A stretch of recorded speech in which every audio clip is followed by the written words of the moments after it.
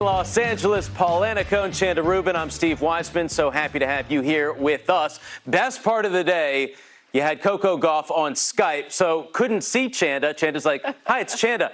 Hi, Chanda. Coco was so excited. She was a lot of fun. I waved at her at the end. And I said, she can't see us now. But it was just fun to talk to her. She was giddy after getting through that win, and as she should be. That was a hard-fought victory, and she's just showing maturity time and time again whenever she steps out onto the court. Yeah, very fun-loving and relaxed young lady in front of the camera and talking to you guys, but talking to us. But on the court, she can focus, and she showed us today how well she can focus. Absolutely. We will hear more from Coco in a minute, but let's see how she got it done. Coco Gauff, just 16 years old. First event since the Australian Open, taking on the two-seed Aryna Sabalenka. Paul, 24 combined double faults, 14 breaks of serve.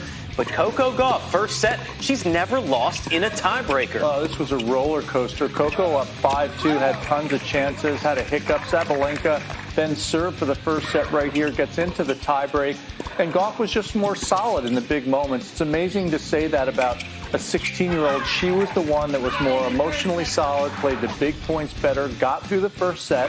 And Sabalenka just started playing really offensive again, continued to go big in that second set. It was, for us to watch, Steve, it was even hard because we didn't know what to expect. There were unforced errors, then there were winners, then there were double faults. Coco lost that second set 6-4, but didn't really blink, hung in there, got up a break in the third, and Sabalenka broke back, and it was really a matter of who was going to be more resilient and who was going to play the big points better. Look at the movement, just incredible from Coco Gauff, able to go north, south, east, west just as easily, and here on match point closes it out. A really impressive match. Very difficult to deal with that. Into her second career quarterfinal, Chanda finds out how she did it. Her second serve, you were getting all over that. It got you that break at 4-all. How did you approach that game at 4-all? It was so tight up until almost the end. I think to be honest, the pressure moments is what makes tennis fun. You don't always win them all the time, but it's what makes the sport interesting. So I just went in there to kind of have fun and see what I can do and see how I would take the situation, and I just kind of went for it. Well, the pressure moment's kind of fun. And that's just, I love the 16-year-old perspective. The pressure moment's kind of fun. I want to see how I do. That's how she rolls, right? Just cool, calm, collected. Awesome. And that's the approach you want. So often, though, it's hard for players to kind of switch into that mentality because they want to win so badly. They're thinking of all these other things that have nothing to do with the actual tennis. And she just seems to get it. And it's incredible to watch her in practice, in matches, and actually work through those situations the way she's telling us. This is not a fluke. It's no joke. That's how she thought about it. And the result, it showed. I mentioned she's perfect, 6-0 in tiebreaks in her young career. Also 8-2 in 3-set matches. So when it comes down to the nitty-gritty, what does that tell you about Coco Gauff? I just love her in the big moments. You know, she's such a great athlete, and she's such a good decision maker already at 16. Very rarely do you see her choose poor shots in big moments. She can rely on the footwork. She can rely on a solid foundation. And I think that's why she does so well in the tie breaks and in the third set, is because she knows she moves well. She knows the strokes are sound, and very rarely do you see a silly shot choice. All right, so she goes from Aryna Sabalenka, who hits big and bigger, to Ons Jabeur, who really changes things up. How should she approach this next match? No, I think she'll approach it the way she does, all of her matches. We've literally seen her handle different opponents, different styles of play. She hasn't faced them before, and she goes out there and she plays the pressure moments great.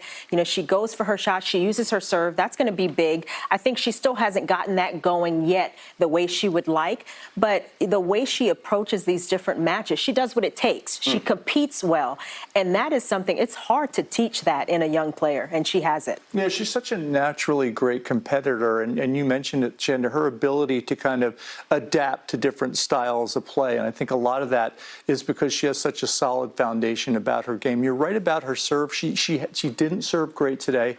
A few double faults up and down. First serve percentage went in and out. So I think that's important tomorrow against Jabeur. She's got to do a really good job on her serve, and she's got to find a way to attack the second serve when she's returning. How scary is that? Hasn't gotten her serve going yet, and yet she just won her third top 12 match. Amazing. She's back in the top 50. Meantime, over in Prague, they are playing as well.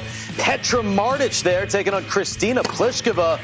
And the lefty Pliskova really served incredibly well in this match. Yeah, she served confidently. She was great off the ground on returns in particular, but she had 9 aces, 1 double fault. That is so clean. And just winning the battle of court positioning there, stepping in. She's played this event a number of years. I think this is her 5th time. She's gotten to the final before, and she feels like her game is getting better and better on the red clay each year, and that makes for a dangerous player in Pliskova, who has so many weapons. Martic tried to change things up. She's got the experience, and she's got variety. Made it a match of it in the second set.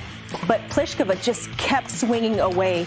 25 of 29 points she won behind her first serve, was able to break 3 times, and of course did not get broken in this match. And that was huge, especially when it came down to the end. 4th straight win against a top 20 opponent. Said everyone was saying, I can't move on this stuff, but I have more time on clay, and that's what helps me. It's Pliskova with the victory. Meantime, Camila Giorgi taking on Elise Mertens. Speaking of serving, won 85% of the points on her first serve.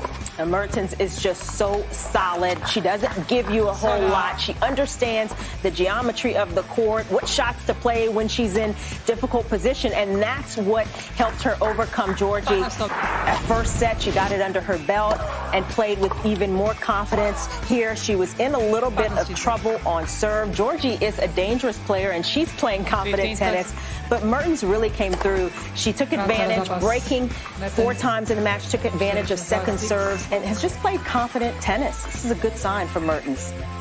Gets through her 3rd quarterfinal of the year for Elise Mertens, 6-4, 6-2. Paul, what do you see in this draw? Look, I like the way Mertens is playing. I'm thrilled to see Jeannie Bouchard playing some good tennis as well, coming out of team tennis, getting some confidence back in her game. But, boy, that first highlight, love to see Christina Pliskova, the left-handed twin, play so well on the clay. She's right. She needs a little bit more time on the clay. That's why she plays well on it. She's not a great mover, but more time to hit that great ball striking ground stroke game that she's got. I love that attitude from Christina Pliskova. It's like glass half full. You know, yes, I may not be the best mover on this surface, but I'm getting better, and I have more time to hit these big shots. And that is so crucial when you are, especially for all these players who are looking to capitalize, not having played for a while, but trying to get any little bit of momentum that they can. Christina Pliskova is playing some good tennis. All right, love to see it. She's been top 35 in the world before. Not 35, but 31 times now for Venus and Serena Williams. We